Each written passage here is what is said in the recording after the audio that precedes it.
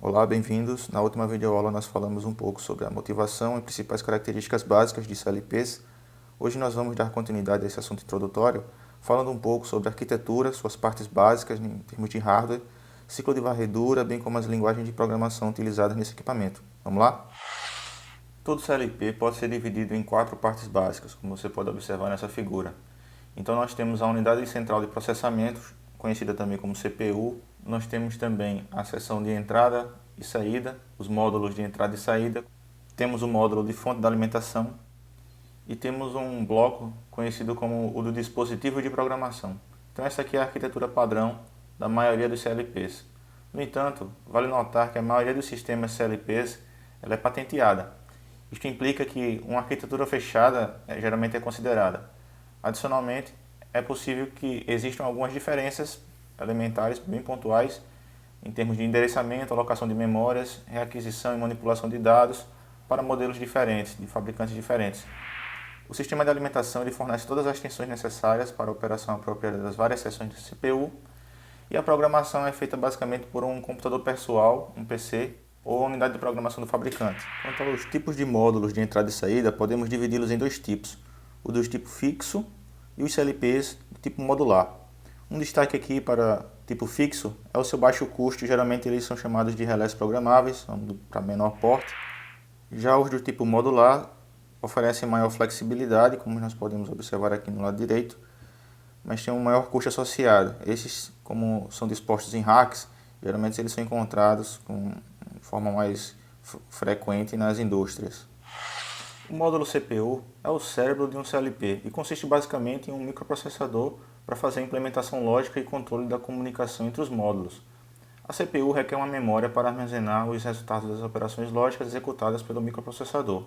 Estas memórias podem ser do tipo EPROM, EEPROM, somadas também a uma memória do tipo RAM, que também são necessárias para o programa.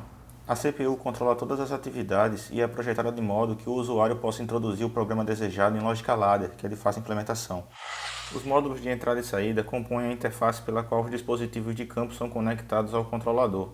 O objetivo principal da interface é condicionar os diversos sinais recebidos ou enviados para os dispositivos de campo. Os sinais de sensores são conectados aos terminais de interface de entrada, como você pode observar aqui abaixo. Estes dispositivos podem ser discretos ou analógicos, como chaves fim de curso, transdutores de pressão, botões, botoeiras, solenoides, entre outros.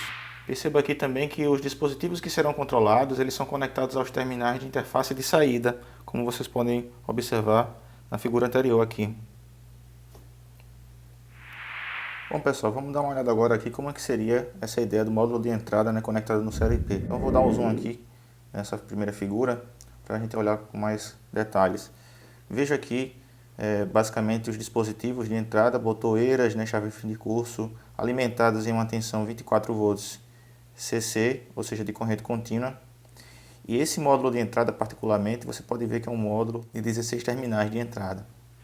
Já no módulo de saída, a análise é semelhante. O que a gente vai precisar observar aqui é que vai mudar os dispositivos de saída e geralmente o tipo de alimentação a gente considera aqui geralmente em corrente alternada, para alimentar, por exemplo, motores ou acionar os terminais de energização dos contactores de motores, lâmpadas e outros tipos de dispositivos de saída, atuadores. Neste caso aqui também esse módulo de saída ele tem 16 terminais, ou seja, os terminais 0 até o 15, e geralmente eles vêm também num modelo com um número que soma a quantidade de terminais de entrada e saída. Então nesse caso aqui seria 32 alguma numeração do seu modelo. Vamos falar agora sobre o ciclo de varredura ou ciclo scan. O programa do CLP ele é executado como parte de um processo repetitivo, referido como varredura ou exploração. Veja nessa figura um resumo dos principais blocos executados durante o ciclo de varredura. Então, primeiramente, ele executa o bloco 1, que é o bloco de read.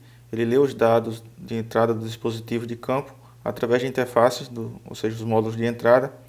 Na sequência, no bloco 2, ele executa o programa armazenado em uma lógica ladder, por exemplo, que está alocado no sistema de memória. E, por fim, ele atualiza os dispositivos de saída através dos módulos de conexão de saída. E ele fica nesse loop num processo repetitivo. Normalmente, recentemente a gente tem também esses 4 ciclos aqui, onde está incluído uma etapa de diagnóstico e comunicação. Então, antes de atualizar as saídas, ele faz um diagnóstico para verificar se tem erro, defeito, e em seguida, dando um check-out, né, em que tudo está ok, ele atualiza esses dados na saída para os dispositivos. Isso é feito repetitivamente, né, conhecido como ciclo de varredura. O PC é o dispositivo de programação mais utilizado nas aplicações com CLPs. A maioria das marcas de CLPs possui um programa disponível, de modo que ele pode ser usado, né, como um dispositivo de programação. Geralmente é o software que a gente chama. E permite ao usuário criar, editar, documentar, armazenar, verificar defeitos, né, depuração de erros, os programas em lógica ladder, como vocês podem observar nesta figura aqui. Então, perceba aqui nessa figura que o computador é o principal bloco, né, usado no dispositivo de programação, mas ainda assim existem CLPs que a gente vai comentar, já comentou no momento síncrono, que tem um acesso para você programar diretamente no dispositivo, no equipamento. Então, dentro do CLP tem uma tela e alguns botões para acesso à programação, que se quiser fazer algumas alterações diretamente no CLP. Aqui abaixo nós podemos observar os softwares que vamos usar, os principais softwares a serem utilizados nessa disciplina. A gente tem aqui um destaque para o Twido Suite, para programar um dos equipamentos que a gente tem, os kits didáticos no laboratório, e o PC Link para programar a VEG, os CLPs da VEG TPW03. Basicamente, em linguagem de programação, a gente pode destacar, dar um grande destaque para a linguagem Ladder. Ela é a linguagem mais utilizada, né, nas aplicações com CLPs. É uma linguagem padrão, basicamente, por default, todo mundo tem que saber Ladder. Sua origem é baseada na motivação da aula anterior, que é para substituir a lógica relés, eletromecânicos. Então ela pode se assemelhar um pouco, né, quando você vai fazer a transcrição de uma lógica a comandos, como está observado aqui nessa figura aqui abaixo, para passar para a lógica ladder, como está observado aqui, essa figura acima, destaque verde, certo? Então é isso, o programa com a linguagem ladder, ele representa basicamente também chamada uma linguagem na sequência de escada, degraus de contatos, com as bobinas e os blocos de instrução. A gente vai detalhar um pouco mais isso lá na frente. E ela foi projetada originalmente, né, para facilitar o uso e entendimento, como comentei anteriormente. Ela é bem adequada, né, uma vez que se você tem a lógica de comandos, né, um eletricista, um engenheiro técnico que consegue fazer com facilidade, né, já a lógica de comando, não vai ter dificuldade em transcrever para a lógica ladder. Bem, mas existem outras linguagens de programação que a gente vai destacar aqui, não com tanto destaque quanto o ladder, mas vale a pena mencionar, baseado na norma 61131.3. É a linguagem de diagrama de blocos funcionais, FBD, texto estruturado, ST, sequenciamento gráfico de função, Graph7 ou SFC, e a lista de instruções, IL.